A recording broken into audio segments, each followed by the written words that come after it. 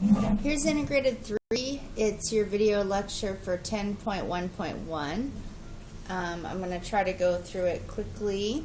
So this is about arithmetic series, and so you might remember things about arithmetic and geometric sequences maybe from last year. The problem I'm going to be referring to is 10.1. It's what you would have done in class with your teammates. But I'm just going to kind of walk you through it. So basically the scenario is that there's this gal named Angela, and her uncle Zach put money in a little savings account for her.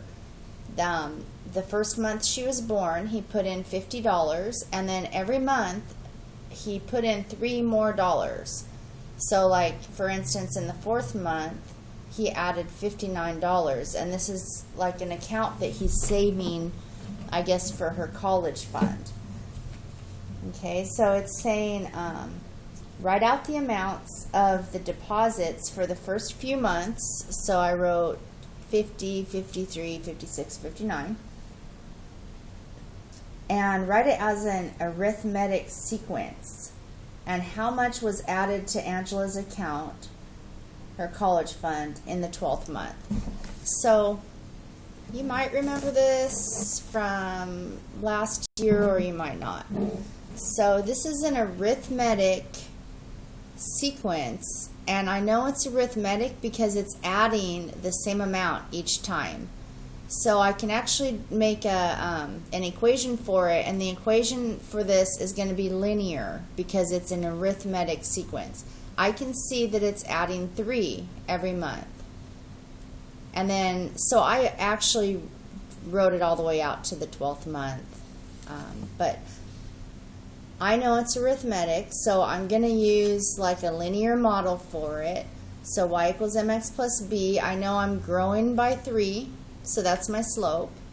And I know, like, this 47, I had to count backwards from 50 to get it. This 47 is the 0th term.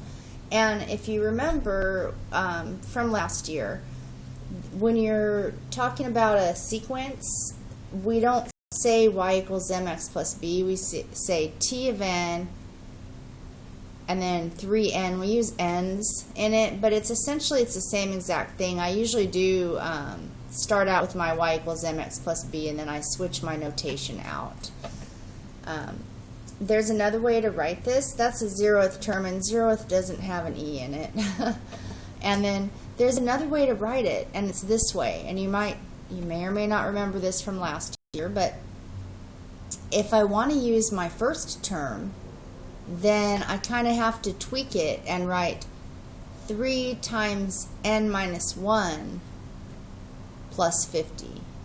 And if you want to work it out, you can see that it comes out to the same exact thing. So you go 3n, and then 3 times negative 1 is negative 3, add the negative 3 to the 50, and you'll see that these are equivalent expressions. Okay, this one might be a little nicer because you're using the first term, or maybe you don't think it's nicer because maybe you don't like this n minus 1 business in there. Maybe you are a big fan of y equals mx plus b. So write it either way, but you need to know that there's more than one way to write it, or else you're going to get confused when you see it written the other way, the way that you don't prefer. Okay, so they want to know, I'm just kind of cruising through this problem, and they wanted to know what was the final deposit on the last month of the 18th year. So I don't want to I've got them listed up to 12. It wouldn't take that long to just keep adding 3's to it, but I would rather just use my equation and plug the number in. So I'm just going to use this equation to go 3 times, oh yeah, you can't plug 18 in, can you? Because those are years. So I had to go 18 times 12 and figure out that 18 years is 216 months.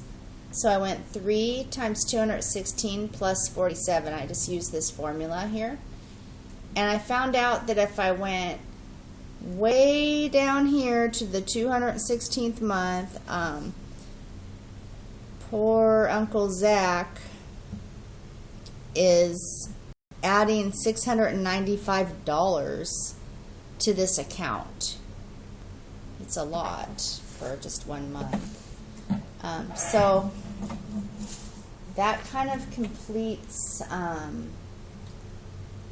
10-2. And then 10-3 is telling you about the difference between a series and a sequence, but I'm just going to tell you the difference between a series and a sequence. So a sequence is when you have the numbers listed out with the commas, and then it becomes a series when you decide that you want to add all those numbers together. Simply putting the plus signs in between them, now it's called a series. So when you calculate the sum of a sequence of terms, that's called a series. That's all. It's that simple. So in problem 10-4,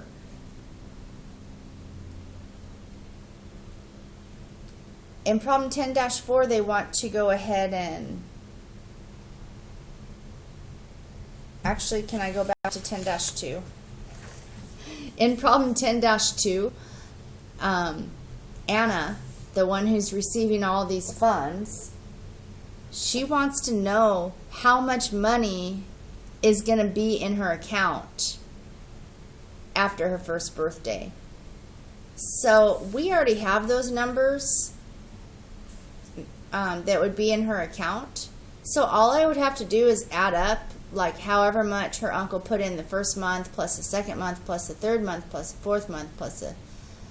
If I added these all together, I'm going to get 798, and I'm going to give you a little spoiler alert. And the spoiler alert is that I know how to add these together really fast. I know that because it's adding a steady amount each time, the small number, the first number, plus the biggest number, well, that's going to add to something, isn't it? What's it going to be? 83 plus 50. That gives me 133. Well, since this number is 3 bigger than the one before it, but this number is 3 smaller than the one after it, these two numbers should also add up to 133. And we can just check. Does 53 plus 80 equal 133? Yes. And it should make sense to you that I keep doing the same thing. Now the 77 plus the 56, that's going to also be 133. So I have what I call pairs. I have pairs of 133s. How many pairs of 133 do I have? Well, there's 12 numbers, so I have 6 pairs. So I can just go 6 times 133. And that's going to add up all my numbers. And I found out that I have $798 in the account. I'm going to actually do the problem 10-4 in another video.